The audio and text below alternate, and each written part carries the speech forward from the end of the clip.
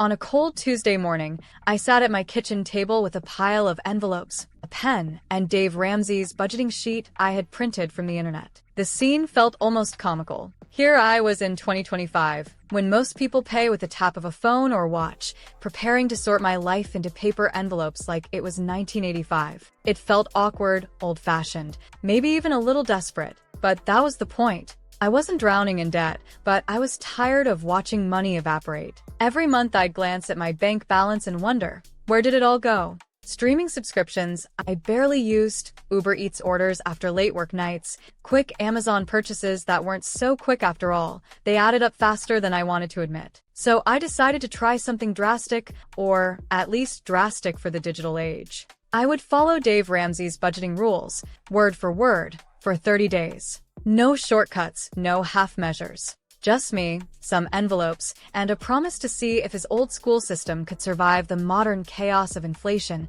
buy now pay later schemes, and relentless digital temptations. And wow, did it change more than I expected. Before diving into what happened, let's rewind for a moment. If you're unfamiliar, Dave Ramsey is a personal finance guru who's been shaping money habits for over 3 decades. His story is almost folklore. A young real estate investor in the 1980s, he lost everything, declared bankruptcy, and clawed his way back, not by chasing wealth, but by mastering the basics. Out of that came his philosophy: live on less than you make, avoid debt like it's poison, and budget with relentless clarity. His advice is packaged into what he calls the baby steps, a series of actions like saving a $1,000 emergency fund, paying off debt using the snowball method, and building wealth for the long term. But the part one was focused on was his budgeting method, specifically zero-based budgeting and the envelope system. Zero-based budgeting means every single dollar gets assigned a job. If you earn $3,000 a month, every one of those dollars gets placed somewhere.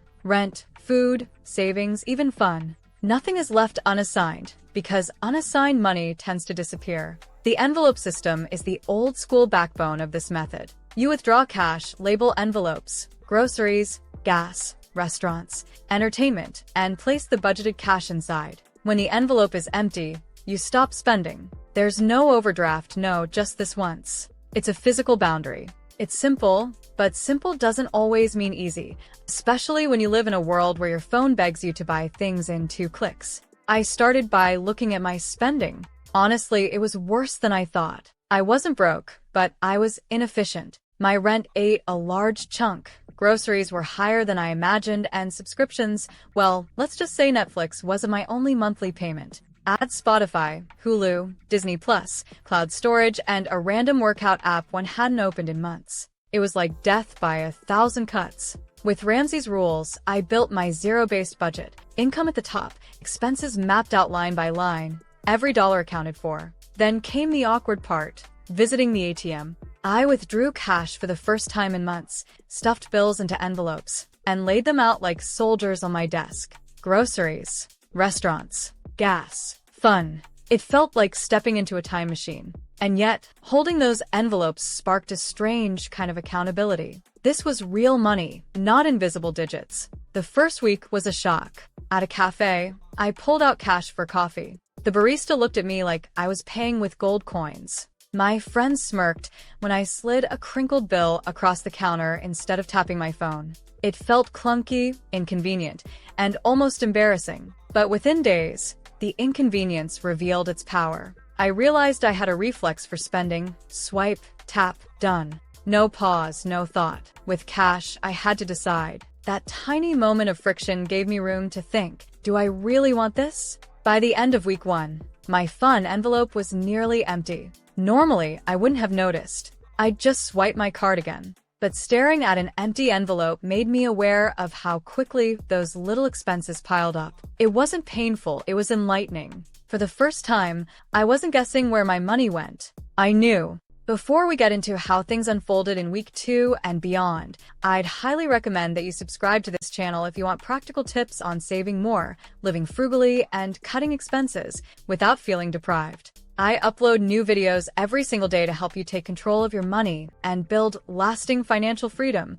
so make sure you hit that subscribe button. Week 2 brought friction, and not the fun kind. A friend's birthday dinner? Everyone split the bill with Venmo, but I was stuck counting 20s. Online shopping? Forget it. Subscriptions? They quietly renewed in the background, making me realize how incompatible the envelope method was with digital life. I felt silly and out of sync. Everyone else lived in a seamless, cashless world while I carried envelopes like a stubborn time traveler. But here's the surprising twist. People were curious. At that birthday dinner, I explained the experiment, and instead of laughing, a few friends leaned in. Honestly, I need to do something like that, one admitted. Another joked, maybe you're onto something. I can't even track my spending anymore. What began as a personal challenge became a conversation starter. The old-school method felt extreme, but it highlighted something we all sensed. Money was slipping through our fingers faster than ever. Inflation made groceries sting, rent kept rising,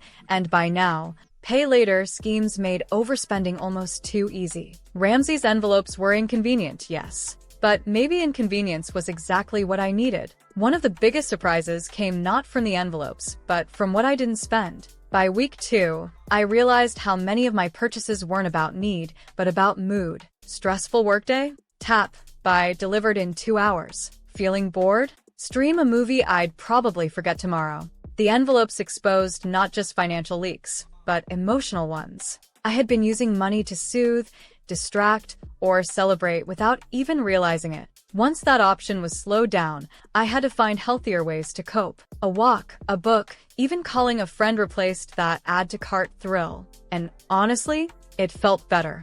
I also noticed something about social pressure. Before, I never questioned splitting an overpriced meal or going along with group plans. But when I saw exactly how much those nights drained my fun envelope, I started saying no. Not rudely, but honestly. I'm trying this budget challenge, so I'll sit this one out. What surprised me was how many friends respected it, or even admitted they wished they had the courage to do the same. One joked, "You're the only one brave enough to say no to $20 cocktails." It taught me that money boundaries aren't just financial, they're social. By week 3, something unexpected happened. The rules stopped feeling like punishment and started feeling like power. My grocery trips became more mindful. I planned meals instead of throwing random items into the cart.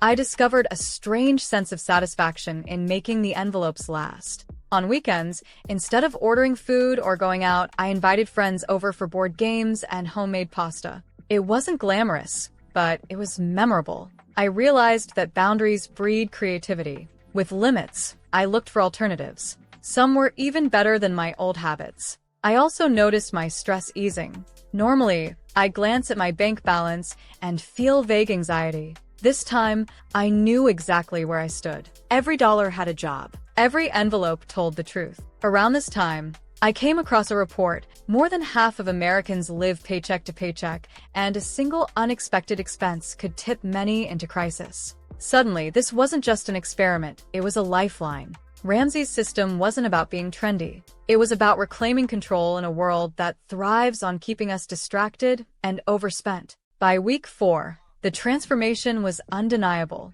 I no longer saw envelopes as restrictions. I saw them as permission. If there was cash in the fun envelope, I could spend it guilt-free. If it was empty, that wasn't failure, it was information. I even started to enjoy small wins. One week, I had $15 left in the grocery envelope. In the past, I would have mindlessly spent it. This time, I tucked it into savings. That small transfer felt huge. For the first time, I wasn't saving by accident. I was saving by design. And here's a curveball. I started appreciating physical money again. In a tap-and-go world, cash feels almost nostalgic. But touching it, holding it, and watching it leave my hand carried a weight that digital spending never did. Studies even show we feel more pain when parting with cash than with cards. It's called the cashless effect. Living with envelopes reminded me why cash feels real. And maybe that's why Ramsey insists on it. It forces us to reckon with reality. The real change wasn't financial, it was emotional.